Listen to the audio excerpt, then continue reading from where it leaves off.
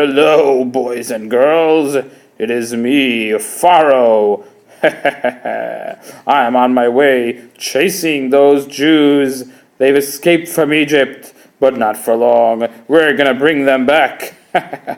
In Perek Dalet, that's chapter 14 of Chumash Shemot.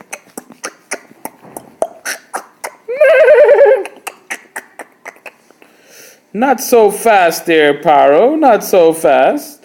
Don't you remember what happens to Pharaoh and the Egyptians in Perek Dalet? That's chapter 14. Well, let's see. Pharaoh, just a little history lesson there. First, Hashem causes the Jewish people to turn back and camp opposite Pi Hachirot at the Yam Suf. You see, Pharaoh was sending spies to see if the Jews would get lost in the desert or if they would know where they would go.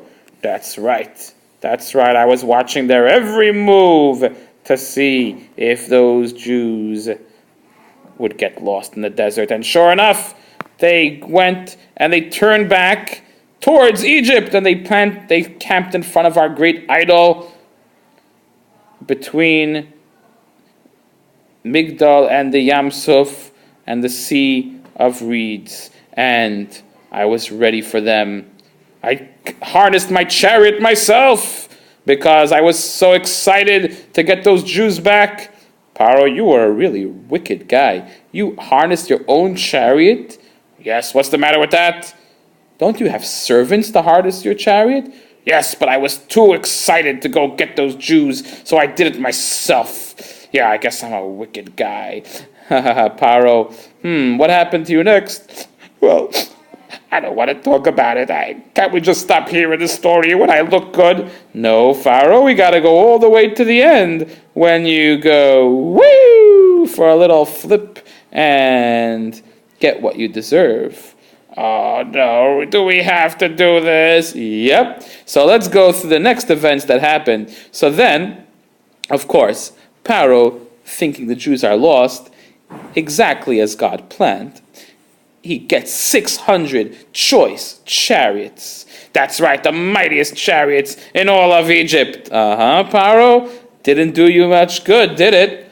No, not really. Well, what happens is the Bnei Yisrael are trapped, and the Jewish people are terrified, and they say to Moshe, did you bring us out of Egypt because there was not enough graves there that you wanted to kill us here? Of course, that was a terrible thing to say to your leader who just executed 10 plagues against the Egyptians and great miracles and brought you out of Egypt, to talk to him like that. But they were really nervous for their lives. And Moshe cries out to Hashem. Hashem says, Moshe, what are you praying for? Tell the Jews that I said to go forward. Stretch out your hand, and the sea will split. And they'll cross the sea, and those Egyptians will chase them, and they will get what's coming to them. And everybody will know that I am Hashem.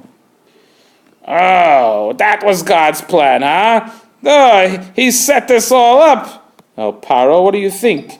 You think you are the mightiest in the world?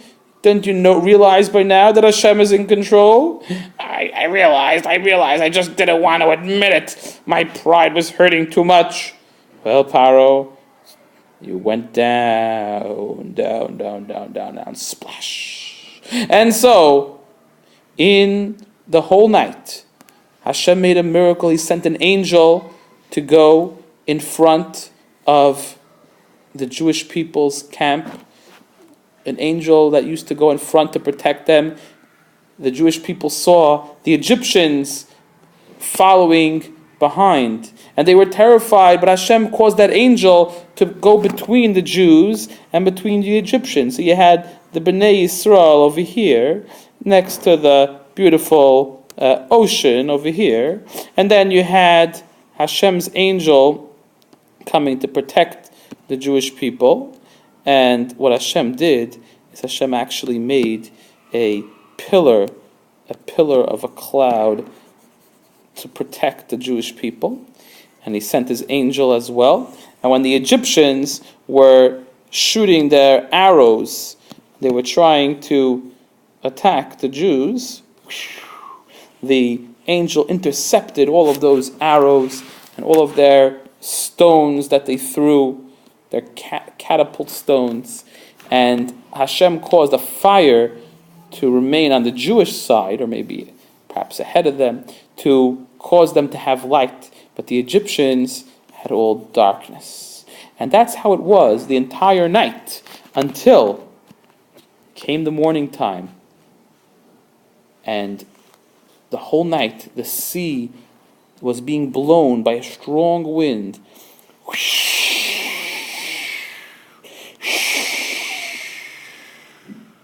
The whole night the sea was being blown, and in the morning the sea split open. Of course, the Midrashim tell us that Nachshon ben Aminadav, a very brave Jew, actually walked into the sea up to his very nose, and at the very moment that he was by his nose, the sea finally split. And all the Jews happily headed into the sea, still holding their matzot on their backs there, and the sea stood up like two walls on either side of them, and the ground was dry. They could walk without sinking into mud, as you would think that there would be on the sea floor. If you cleared away the water, you'd think it would be muddy, but no, it was dry, completely dry. And of course, I can take over from here. I chased the Jews. Charge! And we went flying right into the sea, chasing those Jews down.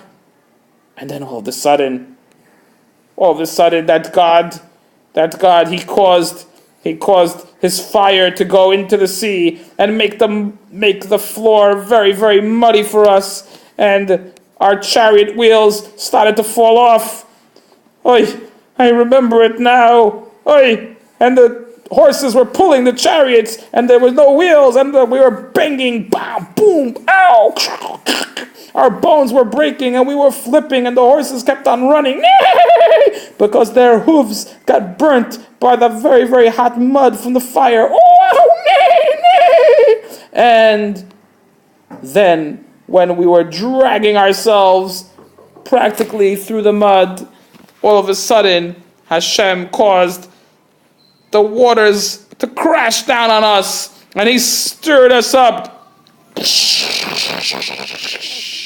And we got flushed up and down in the sea. And then when it was all over, and we were all killed, Hashem wanted the Jews to see that they had nothing to fear, so he threw their bodies on the beach. Hey, look! That's my old master who used to beat me up to work extra hard. Hey, look at him now. He's all washed up. Baruch Hashem, thank God. There's nothing for us to be scared of. We are finally free. Yay, yippee. And the chapter ends off, the Torah saying, Vayaminu b'Hashem u'v'Moshe avdo. The Jews believed in Hashem and in Moshe his servant. And that is the story of Perek Yudaled, chapter 14. However, how are we going to remember this story? Well, I have a proposal to make. You could remember it by remembering the tires of my wagon there. Yeah, the tires of my wagon.